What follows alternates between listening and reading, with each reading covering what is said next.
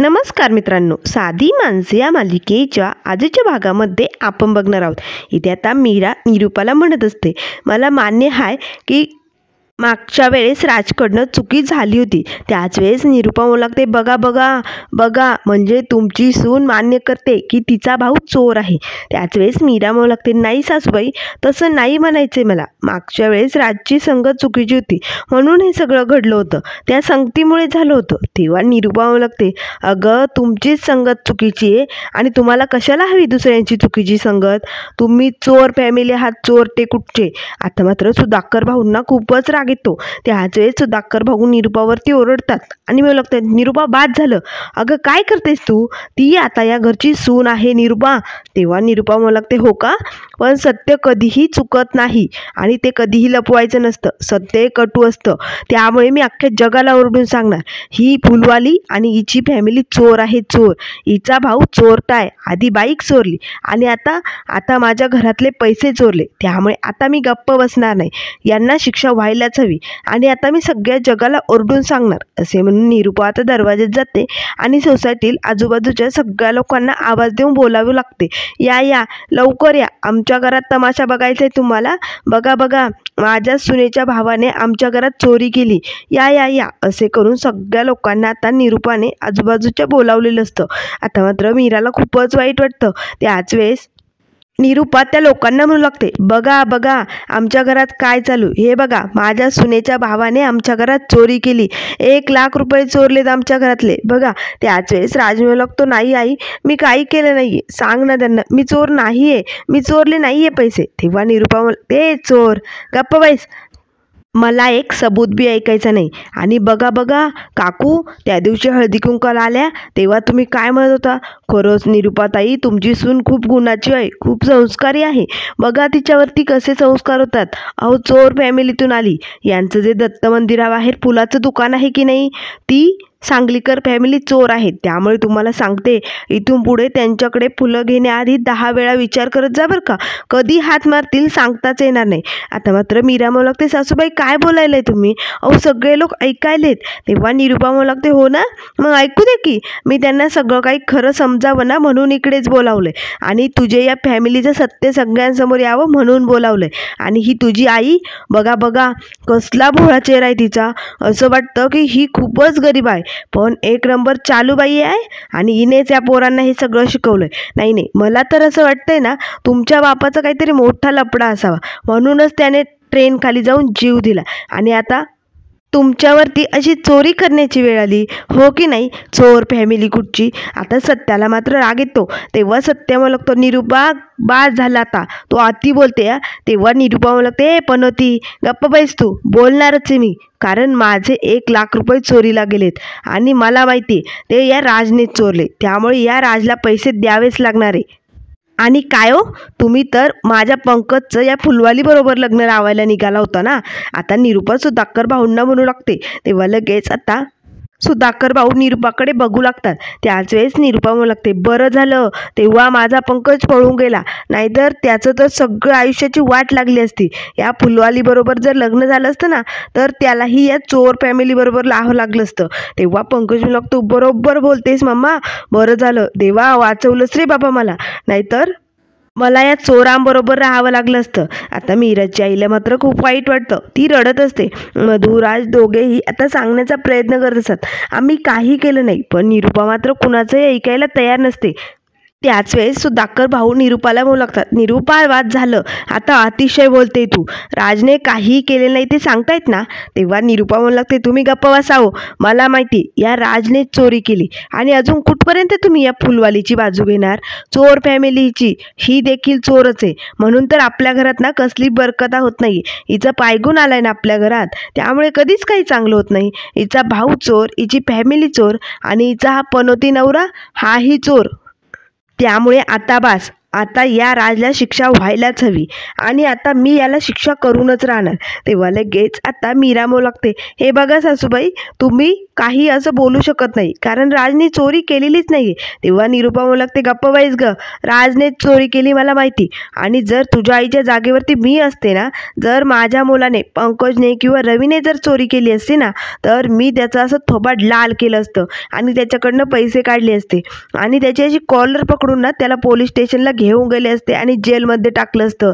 जर तुझी आई आहे एवढी हिंमत तर त्याला म्हणा कर, जा तुझ्या भावाला घेऊन पोलीस स्टेशनला आणि टाक जेलमध्ये. आहे का तुझ्या आई तेवढी हिंमत? असे निरूपा आता मीराला म्हणू लागते. मीराची आई मात्र रडत असते. तेव्हा लगेच सत्य म्हणू लागते, निरूपा, अरे बापरे, तू असं करणार होती का? अरे बापरे, मग जेव्हा बापाचे फंडाचे पैसे तुझ्या या फुसक्या पंकजने चोरले होते तेव्हा कुठे गेली होती निरूपा तू? तेव्हा काय याचं थोबाड फोडलं नाही? तेव्हा काय याची कॉलर पकडून याला जेलमध्ये टाकलं नाही? सांग ना निरूपा. तेव्हा निरूपा तर सत्याकडे रागाने बघू लागते आणि म्हणू लागते, पनोती, तुला काय करायचंय रे? आणि तेव्हा पंकजने पैसे नव्हते चोरले. अरे पंकज ज्या मुलीवरती प्रेम करत होता ना, त्या मुलीने पैसे चोरले होते आणि ती पोरगी पैसे घेऊन फरार झाली होती आणि पंकजने चोरी केलीच नव्हते कारण एका बापाने एका मुलाला ते पैसे स्वतःहून दिले होते. आता मात्र पंकज म्हणू लागतो, अगदी बरोबर बोलतेस मम्मा. त्याच वेळेस आता पोलीस लगेच निरूपाला म्हणू लागतात, ओ ताई, अहो तुमचं बोलणं थांबतं की नाही? केव्हाचं बघतोय बोलतायस. मला इकडे कशासाठी बोलावलं आहे? यावेळेस नेमकं काय झालं ते सांगा, ते बाईकचं द्या सोडून. तेव्हा लगेच आता निरूपा म्हणू लागते, अहो साहेब, तुम्हाला सांगते, आधी या चोराने आमच्या घरात बाईक चोरली होती की नाही, त्याचप्रमाणे आता आमच्या घरात 1,00,000 रुपये चोरीला गेलेत आणि काल हा चोर या घरात आला होता. म्हणजे कसं आहे ना, काल संध्याकाळी ही सांगलीकर फॅमिली इकडे आली होती आणि त्यानंतर मग आम्ही जेवण वगैरे केले आणि त्यानंतर हा राज, हिचा भाऊ, माझ्या रूममध्ये गेला होता आणि मला 100% खात्री, यानेच रूममध्ये जाऊन माझ्या कपाटातले पैसे चोरलेत बरं का. तेव्हा लगेच आता राज पोलिसांना म्हणू लागतो, नाही हो, मी काही केलं नाही, मी पैसे चोरलेच नाही. तेव्हा निरूपा म्हणू लागते, हे चोर, गप्प बसायचा, एक शब्द बी बोलायचा नाही. मला माहिती आहे पैसे तूच चोरले, त्यामुळे याला आता जेलमध्ये घेऊन जा आणि चांगलं असं सडवा. जोपर्यंत खरं बोलत नाही आणि माझे पैसे देत नाही ना, तोपर्यंत सोडायचं नाही याला. त्याचे सत्य म्हणू लागतो, थांबा, याने काही केलेलं नाही, राजने चोरी केलेलीच नाही आणि तसे यांच्याकडे पुरावेही नाही आहे. तेव्हा लगेच आता इथे देविका म्हणू लागते, आहे, पुरावा आहे आणि साक्षीदारही आहे. मी स्वतः साक्षीदार आहे. मी बघितलं या राजला रूममधनं येताना, त्यामुळे या राजनेच चोरी केली, याला घेऊन जा. तेव्हा सत्य म्हणू लागतो, मान्य आहे, मला बघितलं असेल, पण रूममध्ये गेलं म्हणजे राजनेच चोरी केली असा अर्थ होत नाही ना. तेव्हा लगेच निरूपा म्हणू लागते, हे पनोती, तू गप्प बसा. खरं तर ना, तूही एक चोरच आहे, त्यामुळे चोराचा पाठिंबा करतोय का? चोराची साथ देतोय तू? आता गप्प बसायचा, पनोती, सांगून ठेवते. मला तर असं वाटतं ना, तूही या फुलवालीच्या घरच्यांमध्ये सामील व्हायला पाहिजे. तुझं नाव तू बदलायला पाहिजे, पनोती सांगलीकर असं नाव लावायला पाहिजे तू, हो की नाही? त्यामुळे तू पण यांच्याशी शोभशील अगदी भारी. तेव्हा लगेच आता पोलीस राजला म्हणू लागतात, काय रे, चोरी केलीस ना तू? लवकरात लवकर खरं खरं सांग. तेव्हा लगेच राज म्हणू लागतो, नाही साहेब, मी काय बी केलं नाही, खरंच माझी काही चूक नाही, मी नाही चोरले पैसे. तेव्हा पंकज म्हणू लागतो, नाही, यानेच चोरलेत ना मामा पैसे, याला शिक्षा व्हायलाच हवी. त्याच वेळेस आता लगेच निरूपा म्हणू लागते, चांगले चोप द्या याला आणि याच्याकडनं खरं बाहेर काढा आणि मला माझे पैसे हवेत बरं का. तेव्हा पोलीस म्हणू लागतात, बरं चल, आता तुला आमच्याबरोबर पोलीस स्टेशनला यावं लागेल, तिकडे तुला प्रश्न विचारल्यानंतरच बघूया कसा बोलत नाही हा. त्याच वेळेस मीरा हात जोडते आणि म्हणू लागते, साहेब असं नका करू, राजने खरंच काही केलं नाही, त्याला नका नाही हो. तेव्हा लगेच पोलीस म्हणू लागतात, नाही, त्याला आमच्याबरोबर यावंच लागेल असे म्हणून आता लगेच राजचा हात पकडून त्याला घेऊन चाललेले असतात. त्याच वेळेस आता मीराची आई, मधू दोघेही पोलिसांना थांबण्याचा प्रयत्न करत असतात. तेव्हा लगेच मीरा म्हणू लागते, साहेब असं नका करू, राजला नका देऊ. पण मात्र पोलीस कुणाचंही न ऐकता इथे राजला घेऊन जातात. त्याच वेळेस आता मीराची आई मात्र तिथेच दरवाजाजवळ रडत असते. मधू तिला समजवण्याचा प्रयत्न करत असते. मीराला मात्र खूपच वाईट वाटतं, तिला आपल्या आईची अशी अवस्था बघवत नाही. त्याच वेळेस मीरा आपले डोळे पुसते आणि निरूपा जवळ येते आणि निरूपाला म्हणू लागते, आम्ही माणसं साधी आहोत पण चोर नाही आहोत. आम्ही आमच्यावर असणारे खोटे आरोप कधीही सहन करणार नाही, त्यामुळे मी खऱ्या चोराला शोधून काढणारच. आता मात्र मीराने सत्या समोर निरूपाला आता चॅलेंजेस दिलेलं असतं. सत्यालाही खूपच भारी वाटतं. त्याच वेळेस आता निरूपा टाळ्या वाजवते आणि मला वाटते, वा वा, काय मस्त भाषण ठोकते ना, पण शेवटी चोर फॅमिलीचीच ना तू. खरं तर ना, तुला सुद्धा चोर त्यांच्या या गँगमध्ये सामील असल्यामुळे तुलाही आतमध्ये टाकायला पाहिजे होतं. खरं तर पोलिसांनी तुलाही घेऊन जायला पाहिजे होतं. तेव्हा मीरा म्हणू लागते, बाद झालं सासूबाई, अहो किती बोलताय तुम्ही. मी माझ्या भावाविषयी आता एक शब्दही ऐकून घेणार नाही, कारण त्याने चोरी केलेलीच नाही आणि मी तुम्हाला खूप वेळा सांगितलं आणि अजूनही तेच सांगते, राजने घरात चोरी केलीच नाही आहे. तेव्हा निरुपा म्हणू लागते, हो का, राजने चोरी नाही केली, मग कोणी केली, तुला काय म्हणायचं आहे. मी मुद्दा म्हणते का, मला माहिती आहे ना तुझ्याच भावाने चोरी केली, कारण त्याला पैशाची गरज होती ना. काल सकाळी जेव्हा तो आपल्या घरी आला होता तेव्हा तुला काय म्हणत होता आठवतं, ताई मला पैशाची खूप गरज आहे, मला ना कॉलेजची फी भरायची आणि जर फी भरली नाही तर आतमध्ये बसू देत नाही आणि सध्या आईकडे पैसे नाही आहेत ताई, त्यामुळे मला खरंच खूप पैशांची गरज आहे गं. हे सगळं बोलणं मी ऐकलं होतं आणि मला माहिती आहे ना, म्हणूनच तुझ्या या भावाने पैसे चोरले आपल्या घरातले. तेव्हा मीरा म्हणू लागते, हो काय बोलायले सासूबाई तुम्ही, त्यांना कुठे माहीत होतं आपल्या घरात 1,00,000 रुपये, आणि जरीही माहीत असतं तरी ते कुठे ठेवले कुठे नाही हे कसं समजलं असणार त्यांना याबद्दल काही माहिती नव्हतं. मग कसा चोरणारे राज पैसे सांगा ना तुम्ही. तेव्हा निरुपा म्हणू लागते, हो त्यांना नसेल माहिती कदाचित, पण तुला माहिती होतं ना पैसे माझ्याकडेच ठेवलेत कपाटात, हो की नाही. आपल्या घरात किती पैसे आणि आपल्या भावाची मदत करण्यासाठी तू त्याला सांगितलं असेल, हो की नाही. त्यामुळे मला तर असं वाटतं ना त्या राजबरोबर तुलाही आतमध्ये टाकायला होतं. त्याच वेळेस सत्या मला लागतं, निरुपा उगाच काही बी बोलू नको. तेव्हा लगेच निरुपा मला लागते, पण होती तू गप्प बैस, तुझ्या चोर बायकोची बाजू घेणं बंद कर. तू तर आधीच जेलात जाऊन आलाय ना, हो की नाही, मग आता तुझ्या बायकोलाही जाऊ दे. त्याच वेळेस निरुपा मला लागते, हे बघा सासूबाई, तुम्ही खोटे आरोप करतायत राजवरती आणि एखाद्याच्या मनाला जर लागलं ना तर तो माणूस जगणं सोडतो, हे अनुभवलंय मी जवळनं. मग लगेच निरुपा हसू लागते आणि मग लागते, हो का, अनुभवलंय, अगं मग स्पष्ट सांग की, तुझा बाप स्वतःहून ट्रेन खाली जीव द्यायला गेला होता ना, सांग की सगळ्यांना. आता मात्र सगळे लोक आजूबाजूचे कुजबूज करत असतात. त्याच वेळेस निरुपाच्या बोलण्याचं मीरा, सुधाकर भाऊ सगळ्यांना खूपच वाईट वाटतं. तेव्हा आता सोसायटीतली सगळे लोक आता बाहेर निघून गेलेले असतात. त्याच वेळेस आता सत्या मला लागतं, निरुपा आता तू अति बोलायली आहे. खरं तर ना राजने काय बी केलेलं नसताना तू त्याला आतमध्ये पाठवलंय, पण आता राजला आपल्याला सोडावं लागेल धूमकेतू. त्याच वेळेस निरुपा मला लागते, हो हो तुम्ही ते करणारच ना, कारण तुम्ही चोर फॅमिलीच्याच बाजूने आहात ना. पण होती, अरे तू किती वेळा जेलमध्ये गेला हे विसरलाय का. अरे लहानपणी तू काय कांड केलं होतं आणि जेलमध्ये गेला होता हेही विसरला का. अरे तुझ्या जेलमध्ये जाण्याने ना कितीतरी जणांना त्रास झालाय, त्रास, आणि मागच्या वेळेसही तू तेच केलं होतं, त्यामुळे आताही तू तेच करतोय ना.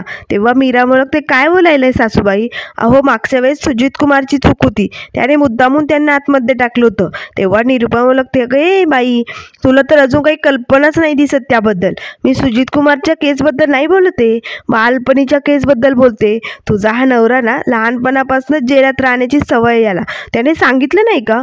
काय रे पण होती, इतर वेळेस तर सारखं बायकोशी गुलुगुलू बोलत असतो, मग त्या लहानपणीच्या सगळ्या प्रकरणाबद्दल तू सांगितलं नाही, तू काय केलं होतं लहानपणी, नाही सांगितलं का. त्याचे सुधाकर भाऊ निरुपावरती ओरडतात आणि म्हणू लागतात, निरुपा बाद झालं, आता तू अति करते या. तेव्हा निरुपा म्हणू लागते, का का सांगू नको, सांगायला हवं ना, याने नेमकं काय केलंय ते, याला ना सवयच आहे लहानपणापासून जेलामध्ये राहण्याची.